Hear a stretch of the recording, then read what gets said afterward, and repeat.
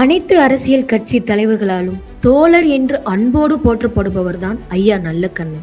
அவருடைய வாழ்க்கை வரலாறு மற்றும் அவரின் அரசியல் எங்கிருந்து உருவானது, அவர் நாட்டுக்காக செய்த அர்ப்பணிப்புகள் என்ன மற்றும் சிறையில் அவருடைய போராட்டங்களும் நிறைந்த அவருடைய வாழ்க்கையின் தருணங்கள் இந்த செய்தி தொகுப்பின் மூலமாக பார்க்கலாம் வாங்க.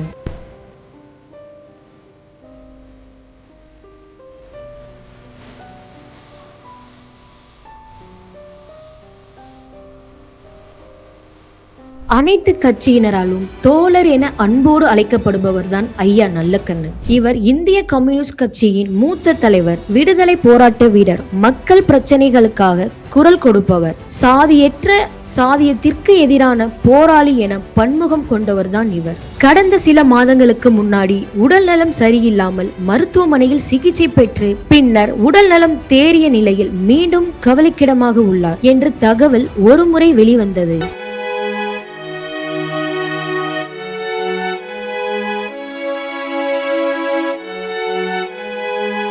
அவருடைய இத்தனை வருட அரசியல் காலத்திலேயே மிக முக்கியமான விசேஷம் என்ன தெரியுமா?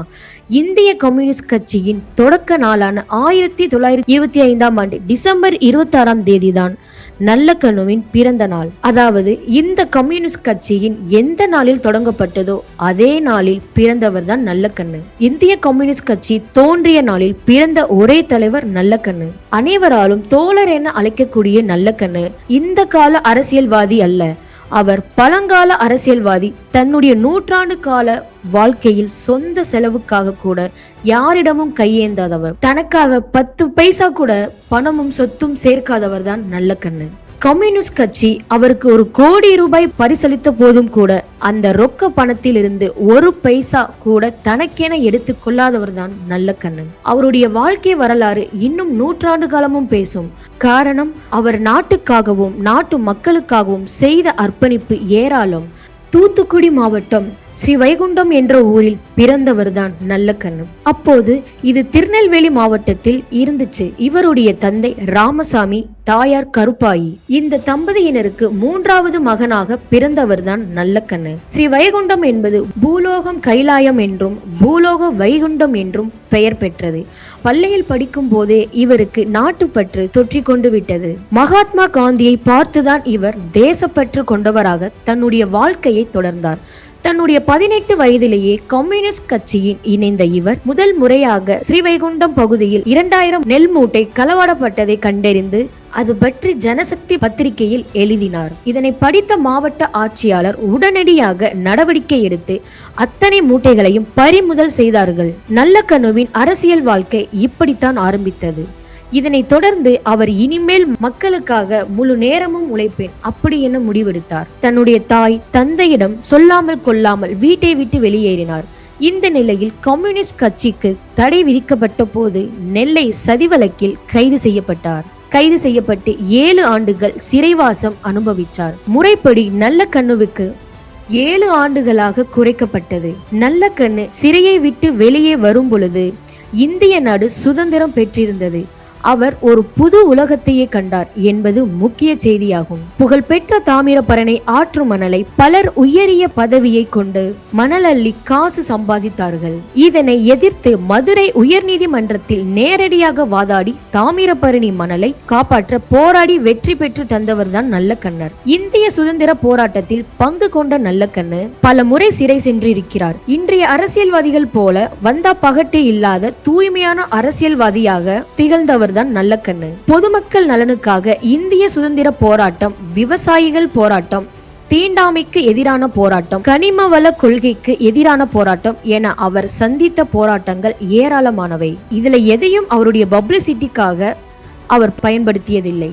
யாரிடமும் அவர் கை நீட்டி பணம் பெற்றதில்லை. அவரை பாராட்டி யாராவது பணம் கொடுத்தால் கூட ஏழை எளிய மக்களுக்கு திரும்பி கொடுத்து விடுவார். 25 ஆண்டு காலம் விவசாய தொழிலாளர் சங்கத்தின் தலைவராக இருந்தார்.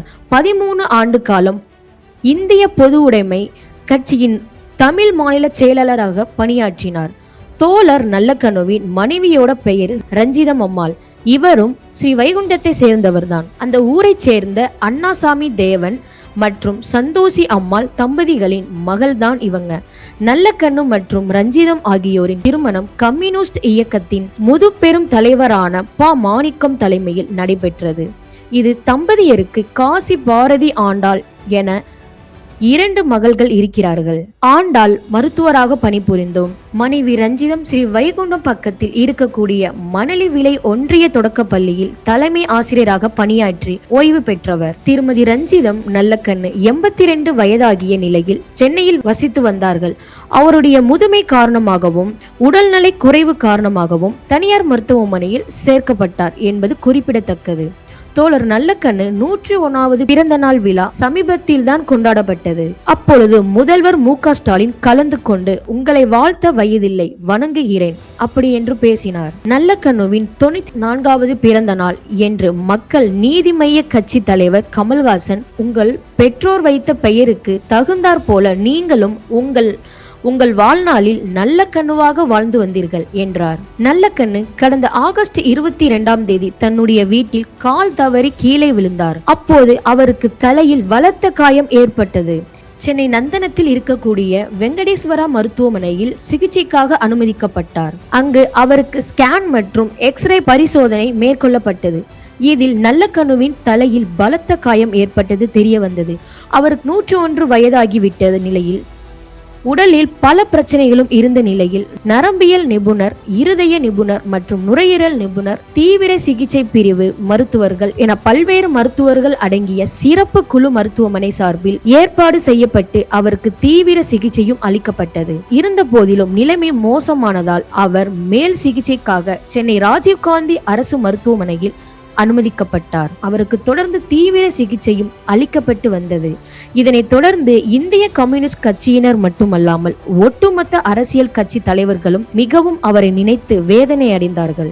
இதில் சிறப்பு தகவல் என்னவென்றால், கம்யூனிஸ்ட் கட்சி மூத்த தலைவர் நல்லக்கண்ணு 1999ஆம் ஆண்டு நாடாளுமன்ற தேர்தலில் கோவை தொகுதியில் போட்டியிட்டார். மொத்த வாக்குகளில் 43.21% வாக்குகளை பெற்ற போதிலும் அவர் தோல்வியைதான் அடைந்தார். இவரை தோற்கடித்தவர் தான் சிபி ராதாகிருஷ்ணன், அதாவது இந்தியாவோடு துணை குடியரசுத் தலைவராக இருக்கிறார். இந்த செய்தி தொகுப்பு மூலமாக ஐயா நல்லக்கண்ணுவின் தனிப்பட்ட வாழ்க்கை முறை மற்றும் அரசியல் வாழ்வு குறித்தும் முழுமையாக தெரிந்து இப்படி ஒரு தலைவரை இழந்தது கம்யூனிஸ்ட் கட்சிகளுக்கு மட்டுமல்லாமல் பொதுமக்களிடையும் பெரும் சோகத்தை ஏற்படுத்தியுள்ளது.